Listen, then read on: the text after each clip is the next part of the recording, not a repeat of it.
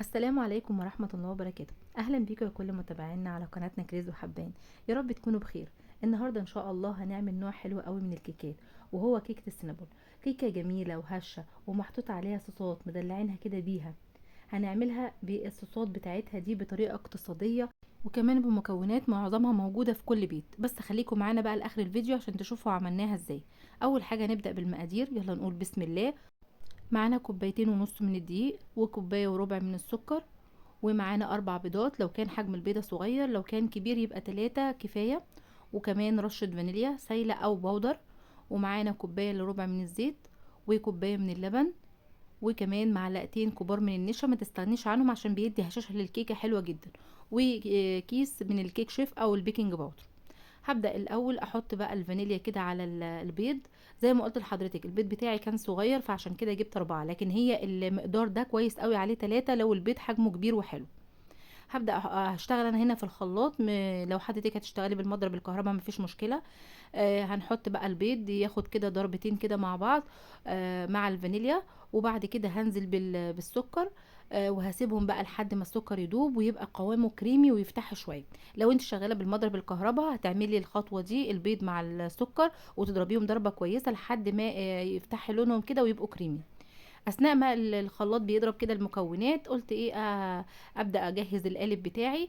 بدات ادهنه بقى كده رشه زيت كده او دهنه زيت، وبعد كده هبدر بالدقيق، عشان طبعا الكيكه اما اجي اقلبها تطلع معايا بسهوله. انا حبيت اعمل الخطوات قدام حضرتك عشان تبقي شايفه كل الخطوات. طيب بالنسبه للزيت، في ناس بتحب ان هي تستخدم الزبده. ممكن ان انت حضرتك تحطي خليط من الزيت والزبده، يعني ممكن تحطي نص زيت على ربع زبده، لو انت بتحبي طعم الزبده يعني في الكيكه. لكن انا حبيت بصراحه ان انا اعملها زيت بس، عشان انا بحس ان هي بتبقى اخف. كده كنت حطيت كمان، نزلت بكوبايه اللبن وبرده سبته يتضرب مع بعضه شويه. هجيب المواد الجافه بقى واحط النشا والبيكنج باودر واقلبهم تقلبتين. الدقيق ده معايا منخول قبل كده، بس انا هنخله تاني قدام حضرتك. بصوا انا هنا بنزل بالزيت شويه بشويه كده مع الضرب من الخلاط وهو شغال وهو بيضرب. طيب لو انا شغاله بالمضرب الكهرباء، كل مكون هنزل بيه يعني ايه، هضرب شويه، هنزل باللبن اضرب شويه، انزل بالزيت اضرب شويه. يعني ما انزلش بالمكونات كلها مره واحده. خلاص السوائل بتاعتي كلها كده بقت جاهزه، وهبدا بقى انزل بالدقيق. هنخله معاكي كده. طبعا لان خطوه النخله دي مهمه جدا، لان بتدخلي هواء في الدقيق وبتخلي الكيكه معايا نتيجتها هشه في الاخر. شويه شويه كده لحد ما اخلص كل الكميه. طبعا انا في الوقت ده شغلت الفرن بتاعي على درجه حراره 180، عشان الكيكه لازم تدخل على فرن ساخن. هبدا بقى اشتغل بالمضرب اليدوي. هنزل بقى بجزء من الدقيق واقلب فيه كده لحد ما يختفي تماما، وبعد كده هنزل بالجزء التاني. الدقيق يا جماعه كان عليه رشه ملح. وعلى فكرة انا هسيب لكم المكونات كلها مكتوبة في اخر الفيديو، ممكن حضرتك تاخدي سكرين شوت منها لو عاوزة تحتفظي بالمكونات. هنزل بقى بباقي كمية الدقيق كلها كده، وبعد كده اقلبها بالمضرب لحد ما اوصل للقوام اللي انا عاوزاه. طيب انا دلوقتي هوريكي القوام اللي المفروض نوصل له. طب افرضي ان انت لقيتي الكيكة معاكي تقيلة وقوامها تقيل، هتحطي شوية لبن تاني. لو ما عندكيش هتحطي شوية مية، بس يكونوا سخنين جدا، يعني تكون مية مغلية. ولازم حضرتك تظبطي القوام الكيكة عشان تطلع معاكي بنتيجة كويسة. خلاص كده القوام بقى مظبوط جدا. هبتدي اخد جزء من الكيكة دي، يعني تقريبا التلت، عشان احط عليها معلقة من القرفة ومعلقتين من الكاكاو. لو حضرتك بتحب القرفة ممكن تزوديها، يعني مش قوي، ممكن تقلليها. ده بيرجع لاختيار حضرتك. تمام، حطيت كده الكاكاو، وببدأ انخله طبعا لان بيبقى فيه تكتلات، فمهم جدا برضو خطوة النخل دي. وبعد كده هبدأ ادوبه كده في كمية الكيكة اللي انا عاملاها. عشان اظبط بقى المقدار، لازم هزود شوية حليب او شوية مية سخنين عشان يعملوا لي تعادل في كمية الكاكاو والقرفة اللي انا ضفتهم. عاوزه اقولك ان اللبن اللي حضرتك هتستخدميه لازم يكون بارد، يعني ما يكونش سخن. لكن الميه اللي انت هتضيفيها على الكيكه لو احتجتي ان انت تزودي لازم تكون سخنه جدا. تمام. برضو البيض اللي هتستخدميه يكون في درجه حراره الغرفه. ودي حاجات برضو مهمه عشان تظبط معاكي الكيكه، يعني هي ملاحظات بسيطه، بس بتظبط معاكي الحاجه وتطلعها مظبوطه جدا. لو انت بقى معايا لحد دلوقتي، يا ريت بقى ما تبخليش علينا باللايك وتشتركي في القناه.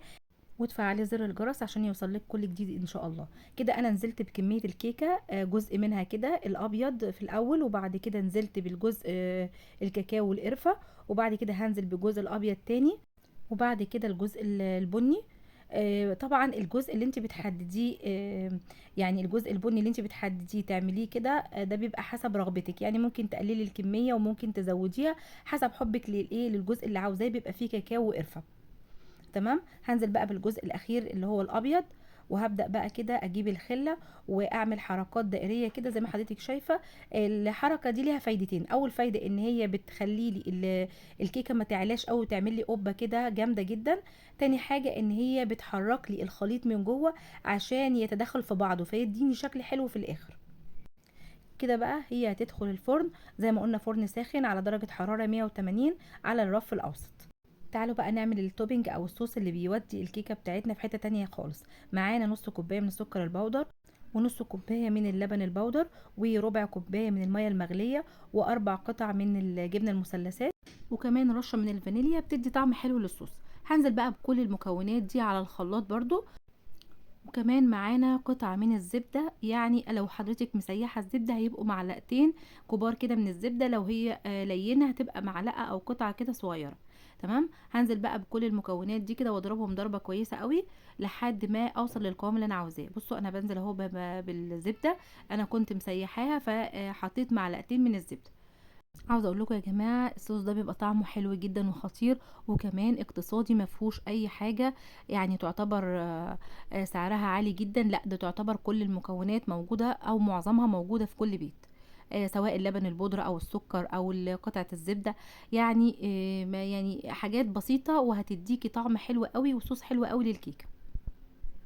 هفضل اضرب كده في الصوص لحد ما اوصل للقوام بتاعه، بس اثناء وانا بضرب كده طبعا السكر ساعات بيتجمع في الجوانب، فانا بلمه بالسباتشوله كده واضربه تاني.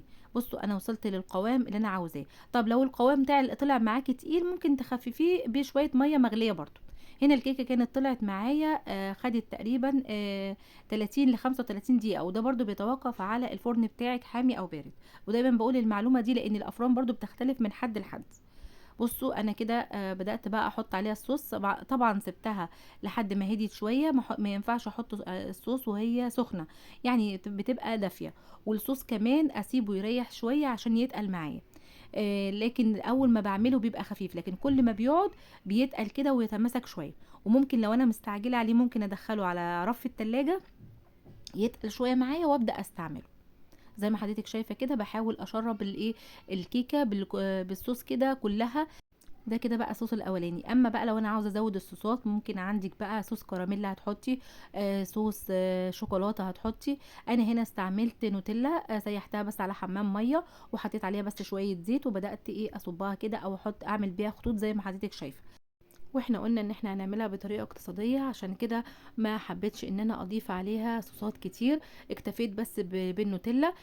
بس لو حضرتك عاوزه تحطي صوص شوكولاته صوص كراميل اللي حضرتك متوفر عندك حطيه، وزودي زي ما انت عاوزه واعمليها بالشكل اللي تحبيه. هبدا بقى كده اقطع منها حته كده عشان اوريها لكم من جوه. ما شاء الله طالعه هشه وجميله الكيكه، نفسها تحفه. الصوصات اللي احنا حاطينها مدينها طعم حلو قوي. بس عاوزه اقولك نصيحه، لو حضرتك بتعمليها في الجو الحر يا ريت ما تشتغليش في المطبخ او في مكان حر قوي، لان الصوصات هتسيح معاكي ومش هتثبت عليها. يا رب ان شاء الله الفيديو يكون عجبكم، ما تنسوناش بقى في اللايك والشير، واشوفكم ان شاء الله في فيديوهات جايه كتير.